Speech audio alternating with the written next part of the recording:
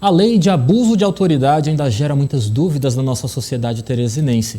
Sobre este assunto, eu recebo aqui em estúdios o advogado Lucas Villa. É com ele que nós conversamos a partir de agora. Boa tarde, Lucas. Seja bem-vindo. Boa tarde, Lívia. Quero começar perguntando para você sobre os avanços dessa lei que visa combater o abuso de autoridade, principalmente também pela questão do agente público. Com você. Então, Lívio, essa é uma legislação que procura coibir práticas de abuso de autoridade de servidores públicos, de funcionários públicos, contra pessoas em condição de vulnerabilidade. Né? Então, apesar de eu discordar da via da criminalização como a forma mais adequada de resolver esse tipo de problema, né? Para variar, a gente aqui no Brasil tem uma mania de tentar resolver os problemas criminalizando as condutas ou com leis penais, que muitas vezes não é a melhor das soluções. Mas, de qualquer forma, a lei pretende um avanço. Que avanço é esse que a lei pretende? Buscar que as autoridades públicas respeitem direitos e garantias fundamentais, principalmente direitos e garantias fundamentais de pessoas que são presumidamente inocentes, de pessoas que estão sendo investigadas, que estão sendo acusadas em um processo penal, mas que ainda não foram condenadas, né? Evitando a exposição dessas pessoas, a imagem dessas pessoas, evitando procedimentos que ultrapassem os limites e violem direitos fundamentais, prisões fora das hipóteses legais, buscas e apreensões fora das hipóteses legais, conduções coercitivas fora das hipóteses legais. Então, a intenção por trás da legislação, sem dúvida, é uma boa intenção.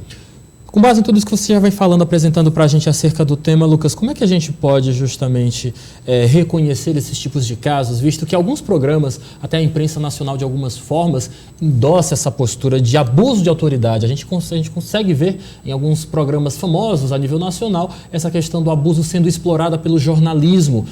Realmente a lei de abuso de autoridade ela vai trazer por assim dizer, uma renovação necessária na prática da comunicação brasileira, não é isso? Sem dúvida. O jornalismo tem agora uma grande oportunidade de evoluir no que tange essa questão de como noticiar as situações criminais, né? Porque, infelizmente, a espetacularização das investigações policiais, dos processos penais, não trazem vantagens nem para a investigação, nem para o processo, nem para a sociedade e violam direitos fundamentais daquelas pessoas que estão em posição de vulnerabilidade. Então, a partir de agora, embora a legislação tenha como sujeito ativo da prática dos crimes as autoridades públicas e não o jornalista, né?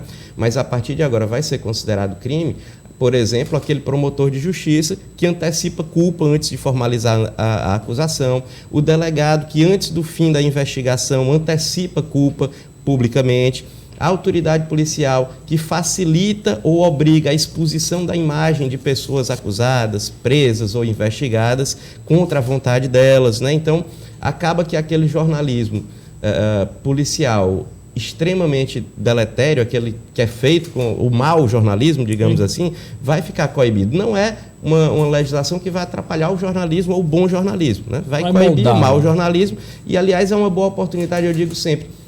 Acho que agora os jornalistas que fazem pautas criminais vão ficar e devem ficar mais atentos aos diários de justiça do que as portas de delegacias, né? Em vez de ficar na porta de delegacia, lê os diários de justiça com as publicações que já são de decisões que já transitaram em julgado e noticiam os resultados dos processos e não as pessoas que ainda são presumidamente inocentes. É muito fácil a gente identificar esses abusos de autoridade quando, por exemplo, você vê em uma reportagem alguém aproveitando uma situação de prisão de algum suspeito, xingando esse suspeito, usando palavras que denigrem a imagem do suspeito que não tem nada comprovado contra ele.